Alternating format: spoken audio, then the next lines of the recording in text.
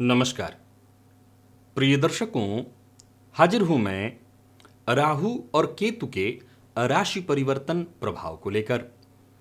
30 अक्टूबर 2023 दिन में 10:32 पर राहु और केतु अपनी वर्तमान मेष और तुला राशि को छोड़कर क्रमशः मीन और कन्या राशि में प्रवेश कर जाएंगे, जहां की वो 18 मई 2025 तक रहेंगे और इसके पश्चात राहु और केतु का संचरण क्रमशः कुंभ और सिंह राशि में प्रारंभ हो जाएगा।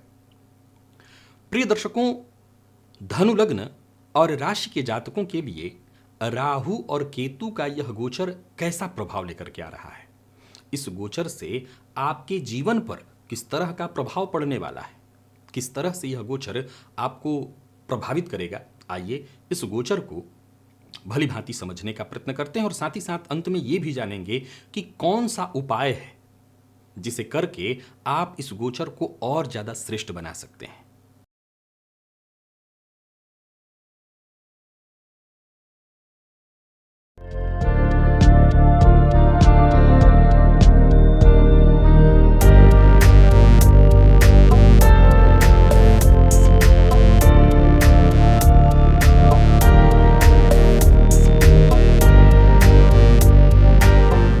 देखा जाए तो राहु और केतु का यह गोचर क्रमशः आपके लग्न और राशि से चतुर्थ और दशम में होने जा रहा है।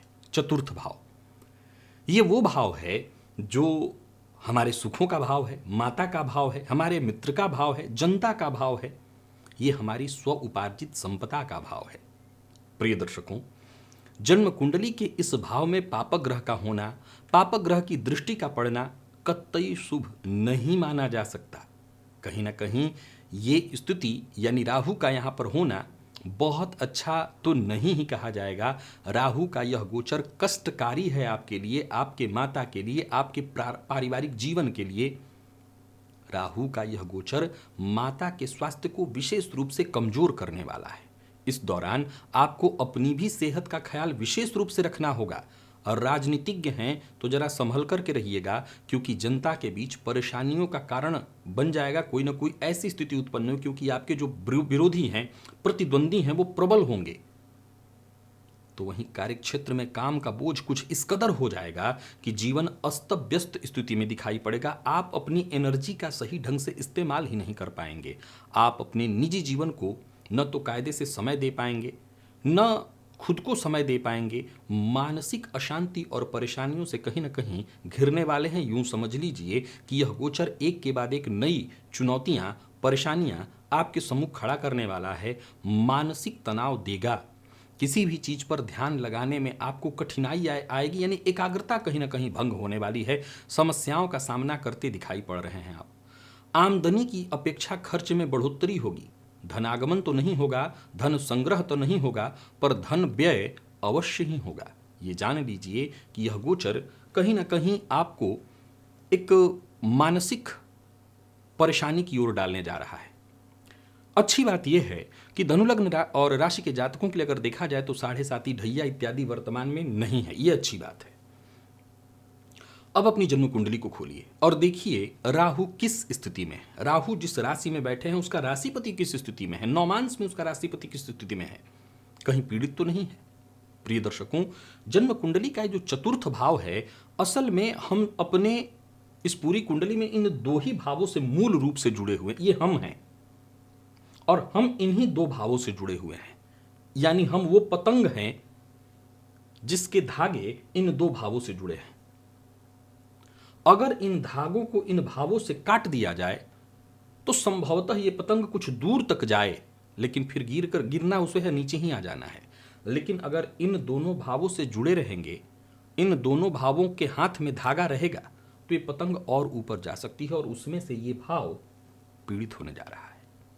निसंदेह इस गोचर काल के दौरान आप अंदरूनी रूप से परेशान रहेंगे। विचलित शब्द आपके लिए होगा, विचलित रहेंगे।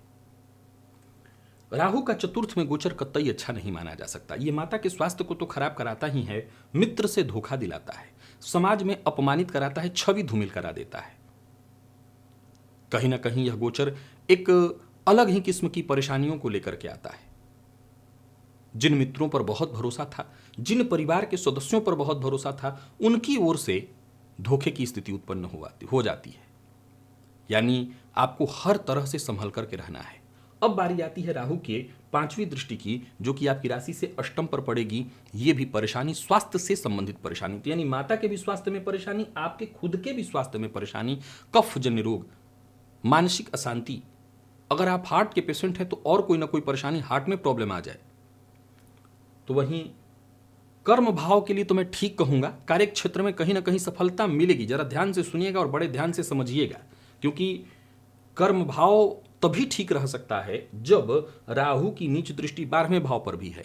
तो 12वां भाव कोर्ट कचहरी, लड़ाई झगड़ा, वाद विवाद, इन सब परेशानियों का है तो लड़ाई झगड़ा वाद विवाद का भाव छठवां, लेकिन कोर्ट कचहरी का भाव एक दूसरे से जुड़े हुए हैं। अब राहु की दृष्टि वहां पड़ेगी तो केतु की दृष्टि यहां पर पड़ेगी, तो सीधी सी बात है कि राहु की दृष्टि का 12वें भाव पर होना व्यर्थ की परेशानियों में, लड़ाई झगड़े में, शत्रुता में आपको उलझा देगा। अब जरा गौर करके समझिए कि जब आप लड़ाई झगड़े में, परेशानी में, शत्रुता में उलझे रहेंगे तो काम क्या खाक करेंगे, सफलता कैसे मिलेगी। घर से परेशान है, मानसिक रूप से परेशान है, भीतर से परेशान है, स्वास्थ्य ऊपर से परेशान किए हुए है, लड़ाई झगड़ा वाद विवाद की स्थिति अलग चल रही है, तो काम कैसे होगा। तो दसम भाव पर, जो कि राहु की कन्या राशि स्वयं की राशि है, उस पर दृष्टि है, जहां वो कारक भी होते हैं एक तरह से। तो राहु जो रिजल्ट कर सकते हैं वो हो के भी पता कैसे चलेगा, क्योंकि परेशानियां चहुओर बिखरी पड़ी हैं, रिजल्ट नहीं समझ में आएगा। हालांकि मैं उपाय आपको इसके लिए बताता हूं कि कौन सा उपाय आप करें जिससे कहीं ना कहीं इस परेशानी से बच सकें, लेकिन उससे पहले केतु को जरा समझिए। केतु दसम में बहुत अच्छे नहीं माने गए हैं, क्योंकि यहां बैठे केतु वैसे तो द्वितीय भाव पर दृष्टि डालते हैं तो थोड़ा सा सपोर्ट आपको कर देते हैं। क्या ये कहीं ना कहीं धन आकस्मिक ला देते हैं। दोनों ही भावों, दोनों ही ग्रहों से कुछ कुछ अच्छा और ज्यादा परेशानी। हमेशा ये देखना है कि राहु और केतु जहां बैठे हैं उस भाव को तो आपने देख ही लिया, इनके पास 3 दृष्टियां भी हैं, जिसमें से 2 दृष्टियां अलग अलग भावों पर ही डालेंगे। तो कहीं ना कहीं ये जिस तरह से प्रभावित करते हैं, तो द्वितीय भाव पर दृष्टि डाल करके कुछ आकस्मिक धन लाभ आपको जरूर कराएंगे। फिर वही सवाल खड़ा होगा कि जब आप भीतर से स्वस्थ रहेंगे, अंदर से संतुष्ट रहेंगे, तभी तो उस आकस्मिक धन लाभ होने का आपको खुशी मिल पाएगी, तभी तो उस आकस्मिक धन लाभ का आप भोग कर पाएंगे। क्योंकि यहां तो भीतर से ही परेशानी है, अंदर से ही कहीं ना कहीं एक युद्ध चल रहा होगा। अब जरा देखिए, केतु की 9वीं दृष्टि पड़ेगी आपके षष्ठ भाव पर, रोग रिपु ऋण पर, जो कि इस बात की सूचना देता है कि नाना प्रकार की परेशानियां, संघर्ष की स्थिति जीवन काल में उत्पन्न होने जा रही है। सबसे पहले इस गोचर को आप अपनी कुंडली पर समझिए। मैं एक बात आपको समझाना चाहता हूं, जैसा कि आप जानते हैं लग्न राशि के आधार पर राशिफल बता रहा हूं। देखिए, गोचर के प्रभाव को समझने के लिए सबसे जरूरी है अपनी जन्म कुंडली को समझना। गोचर मौसम की तरह है। अगर जन्म कुंडली में ग्रह स्थितियां बहुत अच्छी हैं, एक उदाहरण से समझिए, मान लीजिए आपकी कुंडली में कोई अकारक ग्रह दशा नहीं चल रही है, तो ज्यादा चिंता की कोई बात नहीं है, तब कहीं ना कहीं शांति से ये समय कट जाएगा। अरे परेशानी तो होगी, ये फाइनल है, मानसिक अशांति होगी, माता के स्वास्थ्य पर असर पड़ेगा, वो होगा, लेकिन फिर भी निकल जाएगा। लेकिन अगर इसी दौरान कोई मारकेस चल रहा हो, किसी और तरह से आप पीड़ित हो रहे हों, या संभवतः लग्न आपका धनु है, राशि आपकी मीन हो, या राशि आपकी कुंभ हो, तो 7.5 भी चल रही है। अब उस तरफ से देखें तो 7.5 भी चंद्रमा को पीड़ित करती है, चतुर्थ भाव भी चतुर्थ भाव मां का ही घर, तो ये दो पीड़ित हो जाएंगे। फलतः अगर देखें तो ये माता के स्वास्थ्य के लिए बहुत कष्टदायी हो जाएगा, गृह कलह की प्रबल स्थितियों को जन्म दिला देगा। घर में भी रह करके घर से बाहर रहने का मन करेगा, घर में जाने की इच्छा नहीं होगी। तो ये फिर परेशानियां दिखा रहा है आपके लिए चारों तरफ से। कहीं भी जाइए आपके लिए दिक्कत और परेशानियों को लेकर के ही आ रहा है। एक और बात, इस गोचर काल के दौरान धोखा भी आपको जबरदस्त मिलने वाला है, तो इन मामलों में भी आपको बहुत सचेत रहना है। धोखा दिलाएगा तो सचेत रहिए। उन लोगों पर या ऐसे लोगों पर जिनको आप एकदम से आंख बंद करके मित्र मानते हैं ना, धोखा होगा। आंख बंद करके भरोसा किसी पर मत करिए। एक और बात, जो राजनीति से जुड़े हुए हैं लोग, उनके करियर पर यह राहु का गोचर, हमेशा याद रखिए कि राहु राजनीतिक करियर में ग्रोथ लाने वाला ग्रह है, डाउन करेगा, परेशानी में डालेगा। जनता के बीच आपको बदनाम करने की साजिश की जाएगी और उस साजिश में साजिशकर्ता सफल हो जाएंगे। तो यह गोचर आपके लिए चिंता का विषय है। क्या करें? सबसे पहले सावधान रहें, दिनचर्या सुधारें। नवग्रह स्तोत्र का पाठ या श्रवण करें, मैं कहूँगा पाठ करें नित्य। साथ ही साथ केसर का तिलक अपने माथे पर लगाएं ताकि केतु से कोई परेशानी विशेष ना आए। और साथ ही साथ गोमूत्र का प्रयोग खूब करिए। कैसे? आप चाहें तो पान भी कर सकते हैं, स्नान के जल में डाल करके स्नान भी कर सकते हैं। घर में छिड़काव करके भी गोमूत्र से आप राहु जन्य पीड़ा से मुक्ति पा सकते हैं। तो गोमूत्र का छिड़काव घर में अवश्य होना चाहिए। ये चौथा भाव है, ये आपका घर है, तो घर में गोमूत्र का छिड़काव अवश्य करिए। ये जो दसम भाव है, ये कार्य क्षेत्र है, सो केसर का तिलक लगाइए, तो इससे बचाव होगा और परेशानियां जहां कहीं से भी आ रही हों उसमें राहत कम से कम आपको मिल जाएगा, या यूं समझ लीजिए कि परेशानियों से बचने का मार्ग आप ढूंढ लेंगे। तो ये जो मैंने उपाय बताए हैं इसे अवश्य ही कीजिएगा ताकि यह गोचर शांति से निकल जाए। तो प्रिय दर्शकों, ये था धनु लग्न और राशि के जातकों के लिए राहु और केतु के गोचर का प्रभाव। आज के लिए बस इतना ही, इजाजत दीजिए, पुनः मुलाकात होगी। तब तक के लिए नमस्कार।